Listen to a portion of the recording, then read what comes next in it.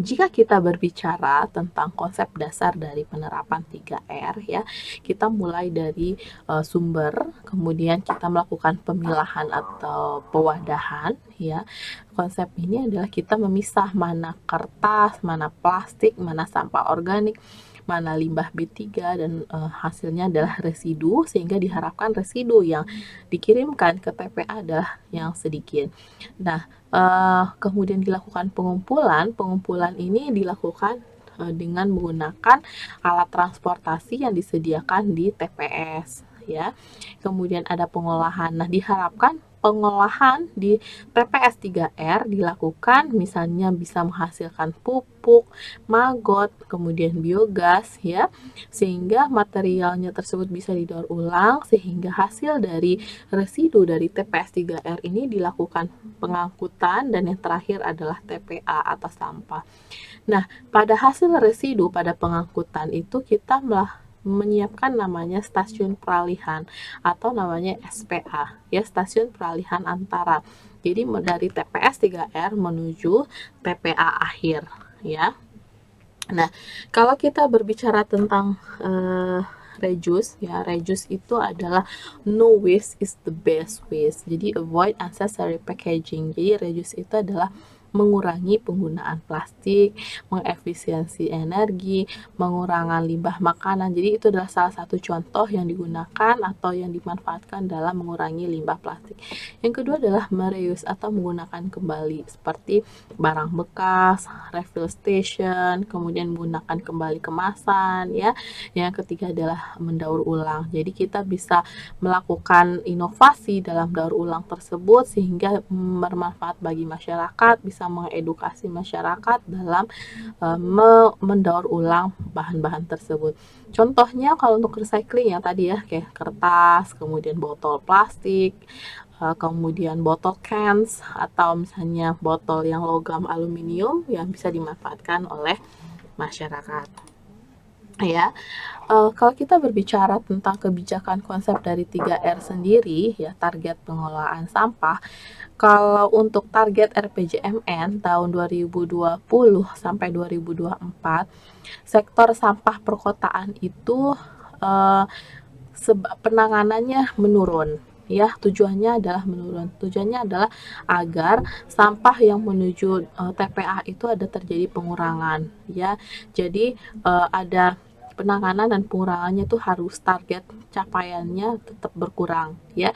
Kemudian untuk target TPA 2045 hanya sampah residu yang dibuang ya. Jadi adanya sirkular ekonomi, kemudian yang masuk ke dalam sampah TPA itu seminimal mungkin, karena lokasi tempat TPA itu sekarang sudah tidak ada pembukaan lahan lagi, sehingga diharapkan oleh masyarakat paham bagaimana mengelola sampah yang disampaikan kepada TPA itu adalah hanya sampah residu saja.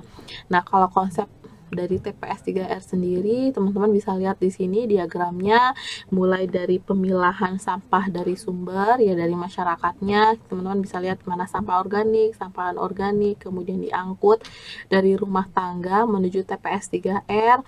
Kemudian di TPS tersebut dilakukan pemilahan, mana plastik, mana kertas, mana botol, mana cans. Kemudian dilakukan untuk sampah organik dilakukan composting ya. Kemudian sampah daur ulang atau sampah guna ulang diolah sesuai kebutuhannya. Kemudian untuk sampah spesifik misalnya baterai gitu ya, sampah elektronik dan sebagainya harus dikoordinasikan dengan dinas yang terkait. Dan yang terakhir adalah sampah residu. Nah, untuk sampah residu ini akan dilakukan atau diangkut ke TPA. Sedangkan untuk sampah organik dan sampah daur ulang atau sampah guna ulang itu diharapkan bisa dijual kembali agar untuk mendapatkan sirkular ekonomi tadi, sehingga membantu masyarakat dalam meningkatkan ekonomi masyarakat. Nah, metode pemanfaatan teknologi 3R sendiri, yang pertama ada namanya reuse. untuk Reju sendiri tujuannya adalah untuk penggunaan teknologi ramah lingkungan dengan proses produksi untuk mengurangi limbah dan polusi. Yang kedua adalah perkembangan teknologi untuk memantau dan mengelola penggunaan energi.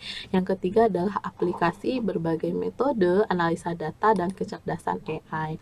Kemudian ada reuse atau menggunakan ulang, ya, perancangan produk yang digunakan kembali dengan lebih mudah dan tahan lama. Kemudian ada sistem manajemen inventaris untuk daur ulang untuk material yang masih bisa digunakan. Ada pengembangan pasar atau platform online yang memfasilitasi semua perdagangan barang-barang bekas, ya. Yang ketiga adalah recycle atau daur ulang. Nah, kita perlu ada pabrik daur ulang yang menggunakan teknologi canggih untuk mengelola limbah sehingga menghasilkan bahan baku yang kualitasnya tinggi misalnya. Kemudian ada teknologi identifikasi, pemisahan otomatis untuk material yang bisa didaur ulang dan yang tidak, misalnya terutama untuk elektronik misalnya gitu ya. Ada inovasi dalam teknik daur ulang dan sebagainya, seperti untuk plastik yang agak kompleks sebagai penyusun limbah elektronik.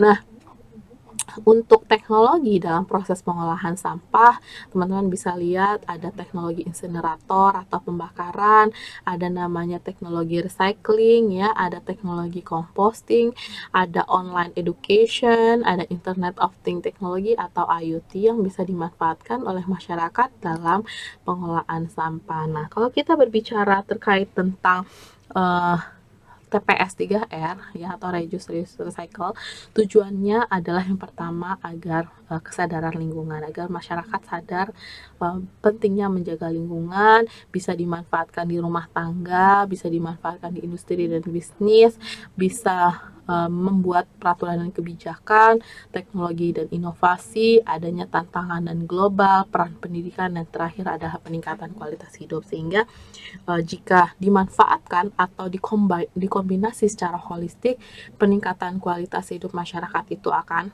meningkat. Demikian materi pertemuan kita yang keempat, ya, terkait dengan TPS 3R. Jika ada yang ditanyakan, silakan berdiskusi lebih lanjut ke email dan WhatsApp yang tertera. Demikian perkuliahan kita yang keempat. Selamat beraktivitas, semoga kita sehat selalu.